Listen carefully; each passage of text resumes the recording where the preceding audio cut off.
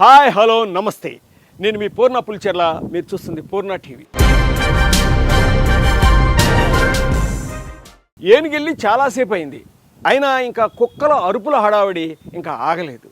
ఎప్పుడో చిత్రాడలో జరిగిన జనసేన మీటింగ్లో నాగబాబు గారు మాట్లాడిన మాట చాలా కాలం అయిపోయింది. అయినప్పటికీ కూడా ఇంకా ఈ యూట్యూబ్స్లోను, నెట్స్లోను, ఫేస్బుక్స్లోను, సోషల్ మీడియాలోను చాలామంది ఇంకా అరుపులు ఆపలేదు. ఎస్, నిజం. ముక్కులో పొక్కోళ్ళు, చెవులో ఎంటుకలోళ్ళు వాళ్ళు ఇష్టం వచ్చిన మాటలు నోటుకు వచ్చినట్టు మైకి పెట్టంగానే ఏది పడితే అది మాట్లాడేస్తున్నారు. వాళ్ళందరి మాటలకి ఒక చిన్న కంక్లూజింగ్ ఇద్దామనే ఉద్దేశంతో ఈరోజు ఈ వీడియో చేస్తున్నాను. వాస్తవానికి ఒకసారి ఆలోచించండి, నాగబాబు గారు అన్న మాట మేమే నెగ్గించాము అనుకుంటే అది వాళ్ళ కర్మ అన్నాడు. అందులోనే కర్మలో ఆ ప్రాస తీసుకుని వర్మనే అన్నాడు అనుకుని అన్నారు. ఎస్, అయి ఉండొచ్చు, వర్మనే, వర్మ అనకుండా కర్మ అని ఉండొచ్చు.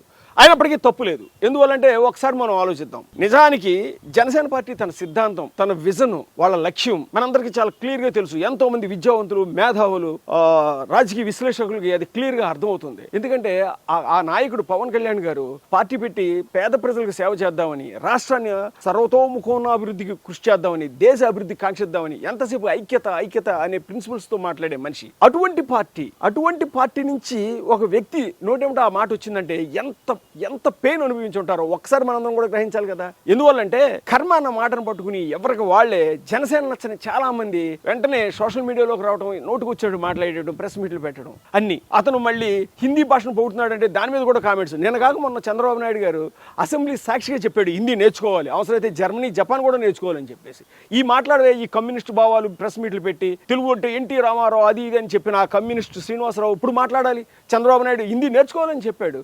హిందీ తర్వాత జపాన్, అవసరమైతే జర్మనీ భాష కూడా నేర్చుకోవాలని చెప్పాడు. అభివృద్ధి కోసం ఆలోచించే మనిషి చెప్పిన మాటలు అవి. వాటిని దృష్టిలో పెట్టుకోకుండా ఎవడు ఇష్టం వచ్చాడు వాడు, ఎంతసేపు జనసేన నచ్చని వాళ్ళందరూ రోడ్లు ఎక్కేసి ఇష్టం వచ్చాడు మాట్లాడటం ఎంతవరకు కరెక్ట్ ఒకసారి ఆలోచిద్దాం. ఇప్పుడు ఎందువల్లంటే ఎస్, అత్యధిక మెజారిటీతో రాష్ట్రంలో కూటమి విజయం సాధించింది. అది మనందరూ తెలుసు. అందరు కృషి ఉంది, పనిచేశారు. ఓటర్స్ ఫేవర్గా పెద్ద గాలి వీచి నెగ్గటం అందులో ప్రధాన కారణం. అయితే అలా నెగ్గిన తర్వాత వెంటనే ఒక వారం రోజుల్లోనో 10 రోజుల్లోనో ఈ వర్మ గారు ఒక వైసీపీ నాయకుడి ఇంట్లో మంత్రాలు చేయడానికి వెళ్ళాడు. మనకు గుర్తు ఉంటుంది, ఒకసారి కావాలంటే పాత వీడియోలు తీసుకోండి. ఆ గ్రామంలో ఆ వైసీపీ నాయకుడి ఇంటికి వెళ్ళటం నచ్చని జన సైనికులు అతని వెహికల్ మీద ఆ రోజే దాడి చేసి అద్దాలు బద్దలు కొట్టి ధ్వంసం చేయడానికి చూశారు. అప్పటికే జనసేన నాయకుల్లో కానీ, కార్యకర్తల్లో కానీ, అలాగే తెలుగుదేశం నుంచి ఎంతో మంది కార్యకర్తలు వైసీపీ ఇంటికి వెళ్ళి మాట్లాడితే తెలుగుదేశం కార్యకర్తలు చేతులు కొట్టు కూర్చుంటారా? వాళ్ళకి ఇష్టమా?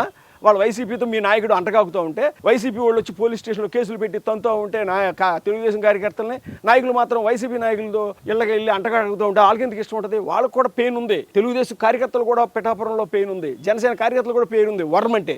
ఆ విషయం చాలా మందికి తెలియదు. నిజంగా వర్మ ఎంతసేపు బయటకు వచ్చి ప్రెస్ మీట్లు పెట్టి నేను అది చేశాను ఇది చేశాను అనుకుంటే నిజంగా అతని త్యాగం అద్భుతమేమో, అతను చాలా గొప్పోడేమో, చాలా సర్వీస్ చేసాడేమో అనుకుంటాం. కాదు, అతను నిజంగా సర్వీసే చేస్తుంటే జనసేన పార్టీ అవసరమైతే తన ఎమ్మెల్సీ సీటు కూడా ఇచ్చే అంత గొప్పది. ఎందువల్ల తెలుసా? తనకు ఒక రాజకీయ ఉద్దేశం నూరిపోసిన వ్యక్తికే తనని రాజకీయ నాయకుడిగా ఉసిగొల్పిన ఎన్నో సంఘటనలు ఆ చిత్రాడ సభలో పవన్ కళ్యాణ్ గారు చెప్పారు. తన ఏ స్టేజ్లో, ఏ ఇయర్లో ఏ వ్యక్తి తనని ఇన్ఫ్లుయెన్స్ చేశాడు, రాజకీయాల్లోకి రండి అని ఆహ్వానించాడని. గద్దర్ కోసం పాట పాడి గద్దర్ గురించి చెప్పాడు. అలాగే ఒక యూనివర్సిటీ ప్రొఫెసర్ని డయాస్ మీదే సన్మానం చేశాడు.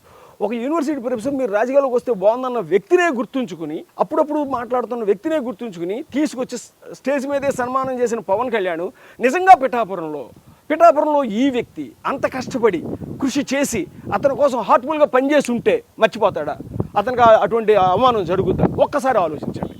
ఎవరికి వాళ్ళే టీవీల్లో ఏదో ఎవడు పడితే వాగేస్తాడు అనుకోవటమే కానీ నిజానికి జనసేన పార్టీ ఎలక్షన్కి ముందే తనకి ఒక స్టేట్ గవర్నమెంట్కి ఉండే అంత స్థాయి ఇంటెలిజెన్స్ టీమ్ని సెట్ చేసుకుంది. అందుకనే జనసేన పార్టీలో ఎవరెవరైతే వైసీపీ పార్టీతో అంటగాగుతూ తిరుగుతున్నారో వాళ్ళందరి మీద చర్యలు తీసుకోవడానికి ఉసుకొల్పి పిలిచి వార్నింగ్లు ఇచ్చింది.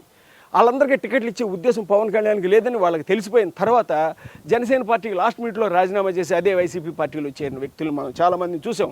అవి పెద్ద స్పోక్ పర్సన్స్. అంతకుముందు పవన్ కళ్యాణ్ కోసం బ్లడ్ ఇస్తాం, గుండెలు చింపేస్తాం, చేయి నరికేసుకుంటాం అని మాట్లాడి ఎంతోమంది వ్యక్తులు పార్టీని వదిలేయడానికి కారణం పవన్ కళ్యాణ్కు ఉన్న ఇంటెలిజెన్స్ రిపోర్ట్. ఆ ఇంటెలిజెన్స్ టీము వాళ్ళందరూ ఎక్స్ మిలిటరీలో వర్క్ చేసిన వాళ్ళందరినీ టీమ్గా పెట్టుకు పనిచేశాడు. ఆయన ప్రతి చిన్న విషయాన్ని అంత సున్నితంగా పరిశీలించి తీసుకున్నదే నిర్ణయాలు. అంత గొప్ప ఆలోచన విధానం ఉంది ఆ పార్టీలో. ఎక్కడ మోసపోకూడదు. ఇది ప్రజారాజ్యం నుంచి మనకు వస్తున్న తగులుతున్న షాకు. ఎవరు ద్రోహులో ఎవరు నమ్మకస్తులో మనం గమనించలేకపోతున్నామని ఎక్కువ బాధ్యత ఇంటెలిజెన్స్ రిపోర్ట్ మీదే నమ్మకము పెట్టుకున్నాడు ఆయన. అటువంటి వ్యక్తి తన జనసేన పార్టీలోని ఎవరన్నా అంటగాగుతున్నారని తెలిస్తే వైసీపీలో వెంటనే వాళ్ళని చూచాయిగా పిలిచి వార్నింగ్లు ఇచ్చి వాళ్ళని ఎక్కడ పెట్టాలో అక్కడ పెట్టాడు, సస్పెండ్ చేయకుండా. కానీ వాళ్ళకి అర్థమైపోయింది ఇక్కడ మనకి భవిష్యత్తు ఉండదు, ఇది మన విషయం తెలిసిపోయిందని. అందుకని బయటికి వెళ్ళిపోయి విమర్శించడం మొదలుపెట్టారు, జీవితాలు నాశనం చేసుకున్నారు. ఎస్, అటువంటి ఇంటెలిజెన్స్ రిపోర్ట్ ఉన్న పవన్ కళ్యాణ్కి పిఠాపురంలో ఏం జరుగుతుందో తెలియదా, ఏ గ్రామంలో ఏం జరుగుతుందో తెలియదా, ప్రతి గ్రామం తెలుగుదేశం కార్యకర్త కానీ జనసేన కార్యకర్త కానీ ఏ విషయాలు చెప్తున్నాడో ఆయనకి తెలియదా? అవన్నీ గుర్తుంచుకుని అప్పుడే అతని మీద చర్య తీసేసుకోవాలా, అతని మీద దూరం చేసుకోవాలా? ఎలక్షన్ సాఫీగా జరగని, రాబోయేది మన భవిష్యత్తు, మన ప్రభుత్వం వచ్చిన తర్వాత చేసిన తప్పులు తెలుసుకుని ముందుకెళ్తారులే అని ఊరుకున్న మనిషి. పిఠాపురం అఖండమైన మెజార్టీ, 1,00,000 పైన మెజార్టీ రావాలని అందరూ భావించారు, వస్తుంది అనుకున్నారు కూడా. కానీ తగ్గింది. ఎన్ని ఫోన్ కాల్సో, ఎన్ని వీడియోసో, ఎంతమందితో మంతనాలో, ఎన్ని వైసీపీ వాళ్ళు ఇళ్ళకెళ్ళి తిరిగిన విషయాలు వాళ్ళ దగ్గర అత్యధికమైన రిపోర్ట్స్ ఉన్నాయి ఒక మనిషి గురించి. ఆ రిపోర్ట్సే చంద్రబాబు నాయుడు కూడా తెలుసు, ఆ రిపోర్ట్సే లోకేష్ కూడా తెలుసు. అందుకనే వాళ్ళు అతను ఎక్కడ ఉంచాలో అక్కడే ఉంచారు. వాళ్ళని తిట్టించడం సంగతి అంతర్గత పార్టీ వ్యవహారం అయినప్పటికీ కూడా ఒక అభ్యర్థి రాష్ట్ర నాయకుడిని అక్కడ పెడితే నువ్వు చేసిన ఇటువంటి చండాలమైన పనులన్నీ వాళ్ళకి తెలుసు. అటువంటి వ్యక్తి అంటే అసలు చాలా సింపుల్గా ఆలోచించాలి. ఎస్, శాలువా కప్పాడు, గెలుపు ఈయనే అనకపోతే వీడు మా ద్రోహం చేశాడు, అన్యాయం చేశాడు, అవి అక్కడికి వెళ్ళి ఆడు కొంపలో దూరాడు, ఇక్కడికి వెళ్ళి వీడితో ఇలా ఫోన్లో మాట్లాడాడు, అక్కడికి వెళ్ళి రెచ్చగొట్టాడు అని చెప్తారా? ఏ నాయకుడు అని చెప్తాడా? శత్రువును కూడా శాలువ వేసి పొగిడి మాట్లాడతారు. అదే రాజకీయ నాయకులు.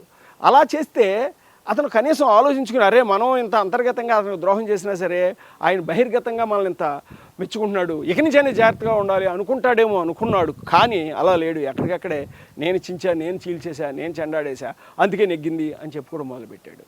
ఒక్కసారి అదే ఆలోచించండి. ఎప్పుడో 2006లో ఒక వ్యక్తి రాజకీయాల్లోకి రండి, రాజకీయ పార్టీ పెట్టండి అని తన మాట సాయం అనే మద్దతుకే అతను ఆ డయాస్ మీద సన్మానించాడు. గద్దర్ అతనికి కలిసి ఇచ్చిన కానీ అతనితో స్నేహం చేయడం మొదలుపెట్టారు. అటువంటి ఆలోచనలు ఉన్న వ్యక్తి నిజంగా పిఠాపురంలో నిజంగా ఈ వ్యక్తి ఆయనకి ప్రాణాది ప్రాణంగా అంతే సమయంగా ఇచ్చిన మాట ప్రకారం నిలబడి ఉంటే పవన్ కళ్యాణ్ గారు అతన్నే కుర్చీలో కూర్చోబెట్టి పాలాభిషేకం చేద్దుడు, శాలువ ఇచ్చి సన్మానిద్దుడు, నాగబాబు గారి పదవి అతనికి ఇచ్చేద్దుడు. అది జరగలేదు. దీన్ని ఇంకా పెద్దది చేయడం ఇష్టం లేదు, కూటమిలో విచ్ఛిన్నం కావటం ఇష్టం లేదు అనే విషయంతో అందరూ అణిమణిగి అలా ఆగి కూర్చున్నారు. ఏదో ఒక కార్యకర్తలు చాలా ఎమోషనల్ ఫీల్ అయ్యి బాధపడుతున్నారనే ఉద్దేశంతో నాగబాబు గారు ఒక మాట మాట్లాడారు. అంతే, చెవులు ఇంటికులోడు, ముక్కులు పొక్కోడు, అందరూ రోడ్లకేసి ఇష్టం వచ్చినట్టు వాగేయటం. ఎవరికో తెలుసురా? మీ అందరికీ తెలుసా పిఠాపురం రూట్స్లో ఏం జరుగుతుందో? పిఠాపురంలో ఒక వెళ్ళి క్యాడర్తో మాట్లాడించిన వీడియోలు, జన సైనికుల నుంచి మాట్లాడిన వీడియోలు, తెలుగుదేశం కార్యకర్తలు మాట్లాడిన వీడియోలు కూడా త్వరలో మీ అందరికీ వస్తాయి. ఎప్పుడైతే ఇష్టం వచ్చినట్టు మాట్లాడి మీ అందరికీ సమాధానం అక్కడి నుంచే వస్తుంది. భవిష్యత్తుగా అన్నిటికీ సమాధానం చెప్పుద్ది. కాబట్టి వెళ్ళిపోయింది ఏనుగు అనాల్సిన మాట అనేసి వెళ్ళిపోయింది. ఇక అరవకండి, అరిసినా ఉపయోగం లేదు. ఆ ఒక్క మాటే మీలో ఎంత భయాన్ని, ఎన్ని టన్నుల కొద్ది భయాన్ని ఇచ్చిందో క్లియర్గా తెలిసిపోతుంది. అతని ప్రతి మాట అంత గొప్పది, అంత విలువైంది, అంత ఆలోచించి చేస్తాడు. నాగబాబు గారేనంతే, పవన్ కళ్యాణ్ గారేనంతే. ఒక్కసారి ఆలోచిస్తారని, ఆలోచించి వాగటం ఆపుతారని ఆశిస్తూ జై హింద్.